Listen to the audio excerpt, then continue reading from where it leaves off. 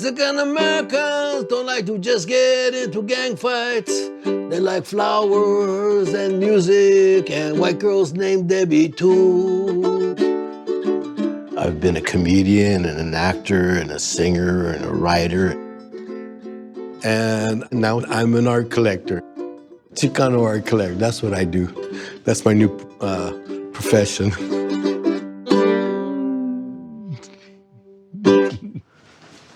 I like to surround myself with really good paintings. Oh, yeah.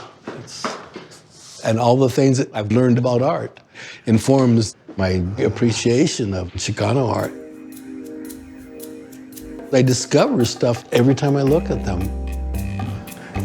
Adios. Originally, the term Chicanos was an insult from Mexicans to other Mexicans living in the country, the concept being that the Mexicans who were now living in the United States were no longer truly Mexicanos because they had left their country. They were something less. They were something smaller. They were chicos. They were Chicanos. I was really comfortable with the term because I had never been to Mexico. I didn't speak Spanish, but I know I'm part of that. All of a sudden, you stop being defensive about being a Chicano and being very proud of being Chicano because this is who we are. We're original. I'm of the opinion that all the Chicano artists somehow describe what's going on in their neighborhood. I always call it news from the front. This is what my neighborhood looks like. This is what the people in my neighborhood look like. This is the products that they buy. This is how they fall in love. This is a painting by Shizu Saldamando. She's the perfect Chicana for me. She's half Japanese, half Mexican. And this is one of her friends. Part of the Chicano definition is a defiance of what the accepted norm is, and they want to be seen as who they are today. And this is our neighborhood, and these are the people in our neighborhoods.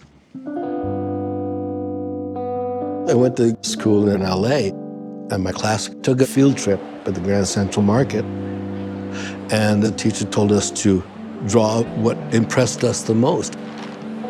So I started drawing these giant banana squashes. And so the teacher walked around, admired everybody's art, and she got to mine, and she picked it up and goes, "Well, you'll never be an artist." And it was like, In college, I took a pottery class. And as soon as I got my hands on my first piece of clay, just doom, this is it. This is what you're meant to do. You know, you have found your calling. But then I joined the draft resistance movement, and the FBI was after all of us. So then I went up to Canada. I lived in a little log cabin, chopped wood, and made pottery. I went to Vancouver and met Tommy Chong, who was running an improvisational theater company in a topless bar. And I started writing for the group, and then I started performing with them and everything. And then the group fell apart, and Tommy and I stayed together. What do we do now? How about Cheech and Chong? Yeah, that sounds good. We were very successful, and we made records, and they were successful. All of a sudden, I had money, from no money to a lot of money, and I could start buying art. I was always interested in art. I think I was 10 years old when I went to the library and took out all the art books. And then I started going to museums at that age. For a long time, I was the only guy out there buying Chicano art and buying on a mass scale. I'm obsessive, and so I just let that path take me where you will. Oh, obsession. Carlos Almaraz was kind of the first Chicano painter. And it really spoke to me, his paintings, and how mysterious and how spiritual they are, you know. Carlos theorized that the Chicanos were painting something unique, that if they came together like other groups of artists had come together before, they could make a big impact. So Carlos founded a group, and they called themselves Los Four. the thing is this, that you guys don't want to be hassled with It was control. collective art with Carlos and myself, Gilbert Lujan, and Roberto de la Rocha. Yeah. No, I mean, the point is, I've asked for some control. Of what? Of money. Artists, by definition, are very possessive of what they do and, think they're right about everything. No, I'd rather just go it alone if that's what you want out of me. So, we were always arguing over the kitchen table and doing drawings. You don't really want to change what you've been doing all along. You're kind of happy.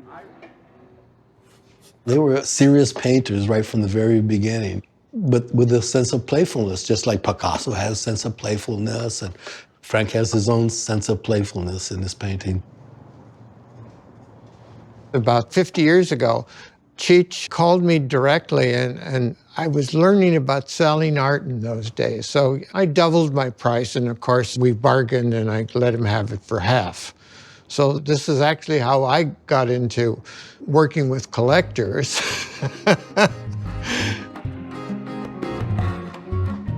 The thing about being a collector, what you learn is to hone your intuition about what is original and what is different. I generally only buy something that has been haunting my dreams. That's how I know. When I got the collection up to a significant amount, I made the decision that people have to see this. And we started the first big touring show called Chicano Visions, and went to LACMA and the Whitney and the Smithsonian, 14 major museums.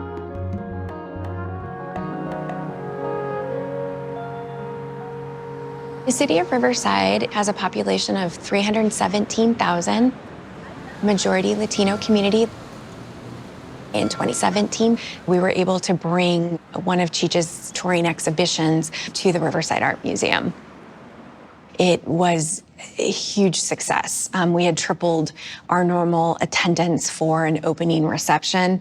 We had lines out the door in Riverside. Our main library no longer functioned as a library in the 21st century. So the city had a new library, but what would be a comparable use of this 60,000 square foot building? The city manager at the time, John Russo, pulled me aside and he said, "So what is Cheech going to do with his collection?" And I said, "Well, I don't know. We can certainly ask him." 3 weeks later, we sat in a restaurant and in 45 minutes pitched the idea for Chicano Art Museum to Cheech. And at first, I didn't understand what they wanted to do. And I said, "You want me to buy a museum?" Well, I'm doing pretty good, but I don't know if I'm museum rich yet, so no, we want to give you the museum for the collection. We were walking out, Cheech and I, and Cheech didn't want to turn around, but he whispered to me, he goes, "Did that just really happen?"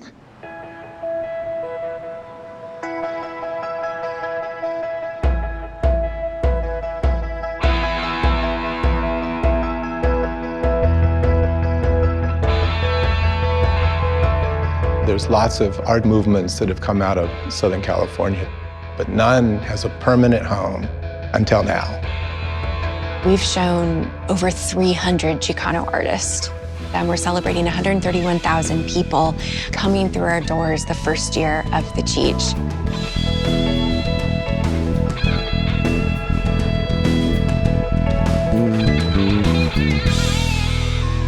This is from a young artist, Francisco Palomares. I fell in love with this right away. I mean, a piñata in a John Constable landscape. That the juxtaposition of those two images, and it looks like he belongs there.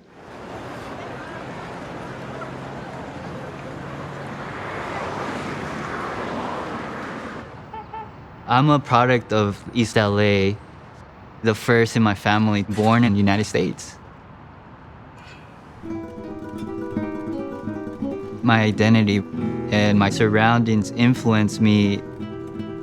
That allows me to reflect on the beauty and the celebratory aspects of my community. The series where I juxtapose a colorful piñata in a classical landscape. It's just like in our real world where we're Latinos, starting professional careers. And all of a sudden, you look around and it's not your gente, your community. The piñata is a reflection of all of that. So when we enter spaces that are new to us and you feel like, maybe I don't belong here, but yeah, you do belong. And you are this exotic creature that brings that color and flavor into these spaces.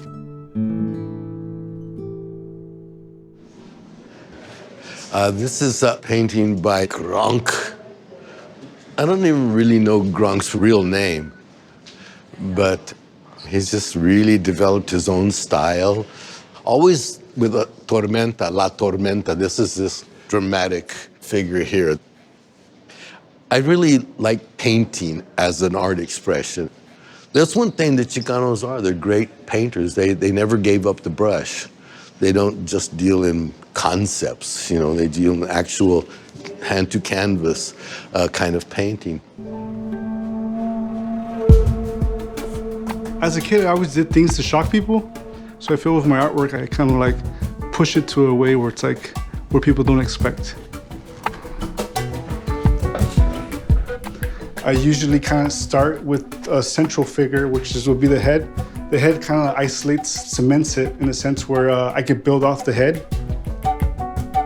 I always like kind of focus on my creatures, like the octopus, germ, squid, to be floating in the air, more like a dreamlike state. I try to experiment a lot with details, with the Virgin Mary, with the little drops. And there's collectors who have told me, from one day to another, they find different little areas where they kind of like find joy. Jaime came out of lowbrow art. Well, that's where I discovered him. But it wasn't indicative of his Chicano roots.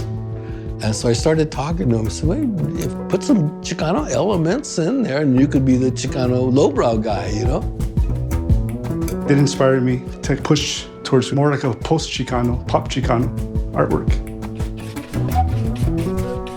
And now that I'm part of the Cheech collection, I feel like I've accomplished something. I was talking to you about that the other day. This is a wonderful piece. Yeah. I think what makes Cheech unique as a collector is that he understands that the center has a broader mission. Yeah, I like this. You see the Wonder Bread flying? Yeah. We launched a research initiative to have oral histories on the artist, to research the works in the collection, and identify gaps so that we can expand the collection. Cheech understands that we do have more work to add and support artists in that way.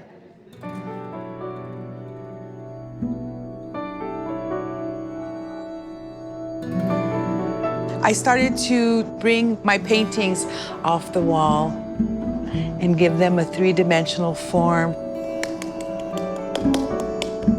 and try to create my paintings but in clay. The three sculptures that Cheech has were the beginning of the larger pieces to come. Yolanda's a very good painter and a ceramicist as well. I wish I was as talented as her, but I can sing better, so it all evens out. I've been creating these lovely ladies with the two chongos on the top of the head, which are like pigtails or buns. Some people say they're me.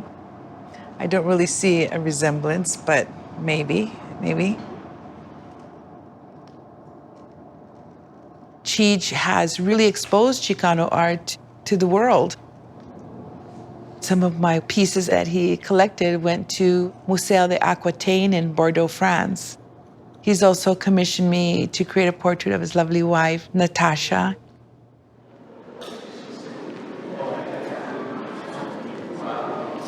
As soon as you walk into the museum, there's a big piece by the De La Torre brothers. They're the foremost practitioners in the world, I think, of lenticular art. We had to cut out the floor to fit it in. With lenticular pieces, the image changes depending on where you stand in relationship to it. There's hundreds of images in this, and they keep revealing itself. And there's 2 images of Cheech in here. You got to find them. I love how these doves appear and disappear. But the main image is this transformer. It goes from an ancient Aztec goddess to the modern age. Right when we opened, I was walking around and there was this little girl and she was standing in the corner and she could see her reflection. And so she was dancing with her reflection and she was part of the art piece now and melded in with all the other images. It was a remarkable interaction with art, maybe the most remarkable I've ever seen.